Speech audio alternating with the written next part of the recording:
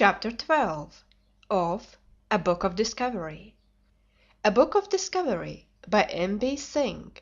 Chapter 12 Irish Explorers.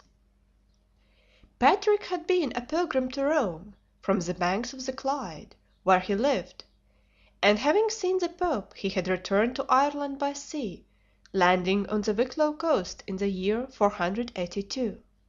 Hungry and tired after the long voyage, he tried to get some fish from the fishermen, but they replied by throwing stones at him, and he put out to sea again and headed north.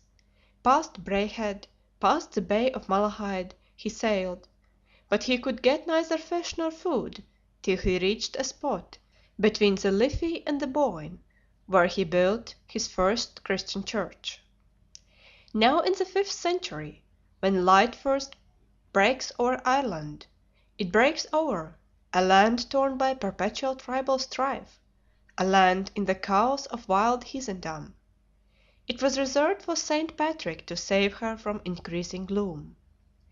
Patrick and his companions now sailed on past Louth, by the low-lying shore with long stretches of sandy flats, on under the shadow of great peaks frowning over the sea. He landed near Downpatrick, founded another church, and spent the winter in these parts, for the autumn was far advanced. Spring found him sailing back to the Boyne and attacking the fierce heathen king at Tara, the capital of Ireland. From Tara 5 great roads led to different parts of the island. Saint Patrick now made his way through Meath to the very heart of the country, building churches as he went. Thence he crossed the Shannon, entered the great plain of Roscommon, passed by Mayo, and at length reached the Western Sea. He had now been 8 years in Ireland, 8 laborious years, climbing hills, wading through waters, camping out by night, building, organizing, preaching. He loved the land on the Western Sea, little known as yet.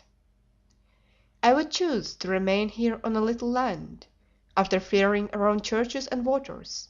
Since I am weary, I wish not to go further. Saint Patrick climbed the great peak, afterwards called Crowpatrick, and on the summit, exposed to wind and rain, he spent the 40 days of Lent. From here he could look down onto the one of the most beautiful bays in Ireland, down onto the 100 little islands in the glancing waters below, while away to the north and south stretched the rugged coastline.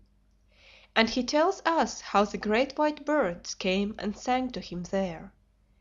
It would take too long to tell how he returned to Tara and started again with a train of 13 chariots by the great north-western road to the spot afterwards known as Downpatrick Head. He passed along the broken coast to extreme north, where the great ocean surf breaks on the rugged shore, returning again to the Irish capital. He travelled over a great part of Ireland, founded 350 churches, converted heathen tribes to Christianity and civilization, and finally died at Armagh in 493. His work was carried on by Saint Columba, a native of Ireland, who, deciding to go abroad for Christ, sailed away with 12 disciples to a low rocky island off the west coast of Scotland, where he founded the famous monastery of Iona about 563. Thence he journeyed away to the Highlands, making his way through rugged and mountainous country that had stayed the warlike Romans long years before. He even sailed across the stormy northern sea to the Orkney Islands.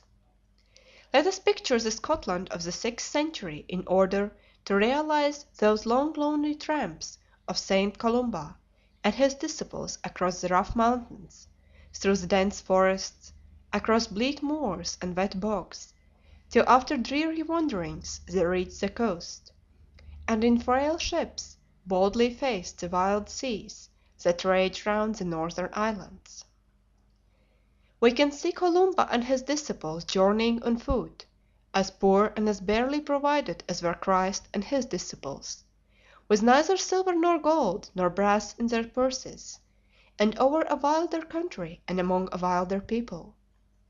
These pilgrims tramped to and fro, clad in simple tunics over a monkish dress of undyed wool, bound round the waist by a strong cord, all their worldly goods on their backs, and a staff in their hands. The hermit instinct was growing, and men were sailing away to lonely islands where God might be better served apart from the haunts of men. Perhaps it was this instinct that inspired Saint Brandon to sail away across the trackless ocean in search of the Island of Saints reported in the Western Seas. His voyage suggests the old expedition of Ulysses. A good deal of it is mythical, some is added at a later date, but it is interesting as being an attempt to cross the wide Atlantic Ocean across which no man had yet sailed. For 7 years Saint Brandon sailed on the unknown sea, discovering unknown islands, until he reached the Island of Saints, the goal of his desires. And the fact remains that for 10 centuries after this, an island, known as Brandon's Isle, was marked on maps somewhere to the west of Ireland, though to the end it remained as mysterious as the Island of Tool. Here is the old story.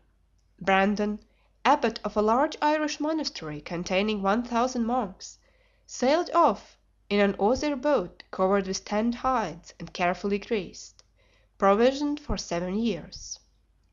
After 40 days at sea they reached an island with steep sides, where they took in fresh supplies. Thence the winds carried the ship to another island, where they found sheep. Every sheep was as great as an ox. This is the Island of Sheep, and here it is every summer, they were informed by an old islander. This may have been Madeira. They found other islands in the neighborhood, one of which was full of singing birds, and the passing years found them still tossing to and fro on the unknown sea, until at last the end came. And Saint Brandon sailed 40 days south in full great tempest, and another 40 days brought the ship right into a bank of fog. But when the fog lifted, they saw the fairest country eastward that any man might see. It was so clear and bright that it was a heavenly sight to behold, and all the trees were charged with ripe fruit. And they walked about the island for 40 days and could not find the end. And there was no night there, and the climate was neither hot nor cold. "Be ye joyful now," said a voice, "for this is the land ye have sought, and our Lord wills that you laden your ships with the fruit of this land, and hie you hence, for ye may no longer abide here, but thou shalt sail again into thine own country." So the monks took all the fruit they could carry, and weeping that they might stay no longer in this happy land, they sailed back to Ireland. Hazy indeed was the geography of the Atlantic in the 6th century. Nor can we leave St. Brandon's story without quoting a modern poet who believed that the voyage was to the Arctic regions and not in the Atlantic. Saint Brandon sails the northern main, the brotherhood of saints are glad. He greets them once, he sails again. So late, such storms, the saint is mad. He heard across the howling seas chime convent bells on wintry nights. He saw, on spray-swept Hebrides, twinkle the monastery lights. But north, still north, Saint Brandon steered, and now no bells, no convents more. The hurtling polar lights are reached, the sea without a human shore. End of chapter 12.